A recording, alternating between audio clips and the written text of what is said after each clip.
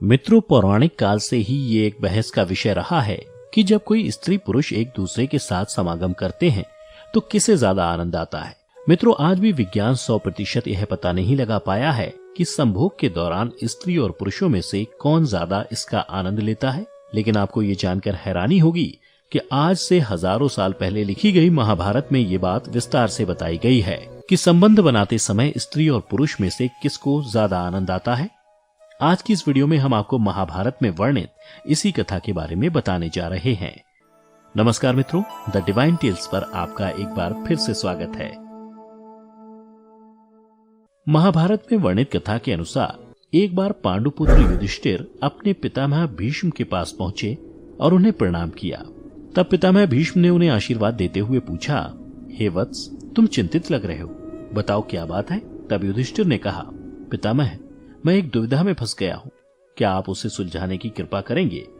यह सुनकर भीष्म बोले, पौत्र, पहले तुम मुझे अपनी दुविधा बताओ, फिर मैं उसे सुलझाने का प्रयास करूंगा। यह सुन युधिष्ठिर ने कहा, पितामह, कई दिनों से मैं इस प्रश्न का हल नहीं खोज पाया कि संभोग करते समय स्त्री और पुरुष में से किसको ज्यादा आनंद आता है। तब पितामह भीष्म ने युधिष्ठिर से कहा, पौत्र, आओ मेरे पास बैठ जाओ, फिर मैं तुम्हें इससे जुड़ी भंगस्वाना और सकरा की कथा के बारे में बताता हूँ। इसके बाद युधिष्ठिर भीष्म पितामह के निकट जाकर बैठ गए। फिर भीष्म बोले, हे धर्मराज, बहुत समय पहले भंगस्वाना नाम का एक राजा हुआ करता था। उसकी न्यायप्रियता के कारण उसकी प्रजा सदैव आनंद में रहा करती थी, परंतु दुर्भाग्य से उसकी कोई संतान नहीं थी। एक बार पुत्र की इच्छा में राजा भंगस्वाना ने एक यज्ञ का अनुष्ठान किया जिसका नाम अग्निशटुता था। क्योंकि उस यज्ञ में केवल अग्निदेव का ही आदर हो रहा था, यह देखकर देवराज इंद्र नाराज हो गए और राजा भंगस्वाना पर अपना क्रोध निकालने के लिए मौके की तलाश करने लगे। परंतु बहुत दिनों तक राजा भंगस्वाना से यज्ञ में कोई गलती नहीं हुई, जिसके बाद देवराज इंद्र का क्रोध और बढ़ गया। फिर कुछ दिनों बाद जब एक दिन राजा भंगस्वाना शिकार के लिए निकले तो देवराज इंद्र ने सोचा कि अपने अपमान का बदला लेने का यह सही समय है। और फिर जब राजा भंगस्वाना जंगल पहुंचे तो इंद्र ने उन पर सम्मोहन मंत्र छोड़ दिया, जिससे वह राजा अपना सुध-बुध खो बैठा और उस जंगल में इधर उधर भटकने लगा। सुध-बुध खो देने के कारण राजा भंगस्वाना को ना तो दिशा की समझ रह गई थी और ना ही उसे अपने सैनिक दिख रहे थे। इस तरह राजा भंगस्वाना कुछ देर बाद अपने सैनिकों से बहुत दूर चले गए। राजा को अब प्यास भी लगने लगी थी। फिर उसे एक छोटी सी नदी दिखाई दी जो बड़ी ही सुंदर लग रही थी। नदी को देखकर राजा उसकी ओर बढ़ा और फिर पहले उसने अपने घोड़े को पानी पिलाया और खुद पानी पीने के लिए नदी के पानी में प्रवेश किया। परंतु राजा के पानी में प्रवेश करते ही उसका शरीर धीरे धीरे बदलने लगा और देखते ही देखते राजा भंगस्वाना एक स्त्री में बदल गया, जिसके बाद राजा भंगस्वाना को खुद पर शर्म आने लगी और वह जोर जोर से रोने लगा। उसे यह समझ नहीं आ रहा था कि आखिर किस कर्म के कारण उसके साथ यह सब हुआ है। फिर भंगस्वाना मन ही मन ईश्वर से कहने लगा, हे प्रभु, आपने ये कैसा अनर्थ कर दिया है। इस रूप को लेकर मैं अपने राज्य वापस कैसे जाऊंगा। अभी कुछ दिन पहले ही मुझे अग्निशटुता यज्ञ से 100 पुत्रों की प्राप्ति हुई है, उनसे मैं क्या कहूंगा। और तो और महल में मेरी रानी मेरी प्रतीक्षा कर रही होगी, उनके सामने इस रूप में कैसे जाऊंगा। हे ईश्वर, आपने तो मुझसे राजपाट के साथ साथ मेरा पौरुष भी ले लिया, साथ ही मेरी प्रजा का क्या होगा। फिर काफी देर तक इस तरह से विलाप करने के बाद वह राजा अपने राज्य वापस लौटा। उधर राजा भंगस्वाना ने जब स्त्री रूप में अपने राज्य में प्रवेश किया तो उसे देखकर सभी लोग हैरान हो गए।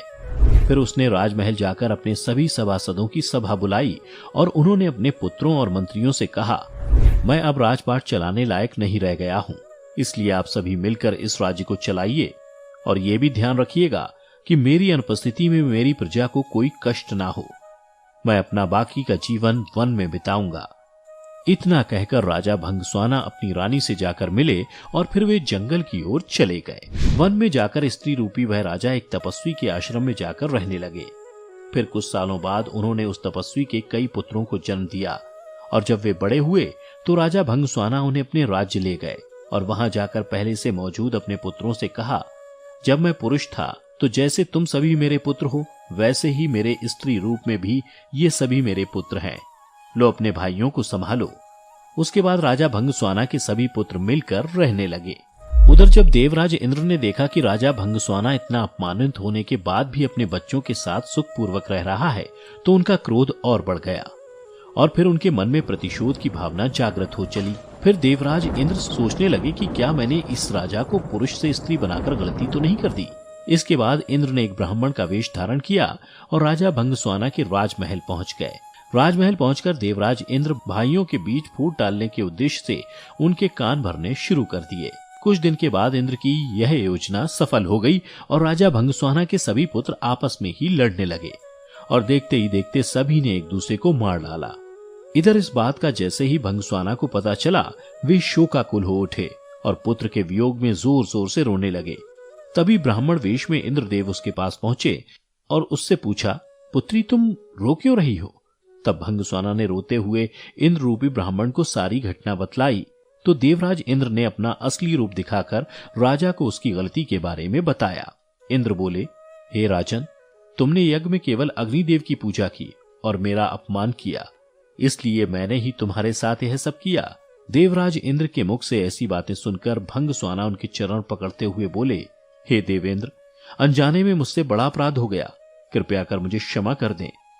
यह देखकर इंद्र को दया आ गई और उन्होंने राजा को वरदान देते हुए कहा, हे स्त्री रूपी राजन, तुम अपने सभी पुत्रों में किसी एक को जीवित देख सकते हो।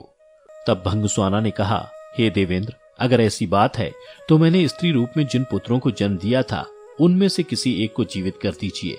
यह सुन इंद्र हैरान हो गए और फिर उसका कारण पूछा। तो भंगस्वाना ने कहा, हे देवेंद्र, स्त्री का प्रेम कभी भी पुरुष के प्रेम से बहुत अधिक होता है, इसलिए मैं अपनी कोख से जन्मे पुत्र का जीवन दान मांगती हूँ।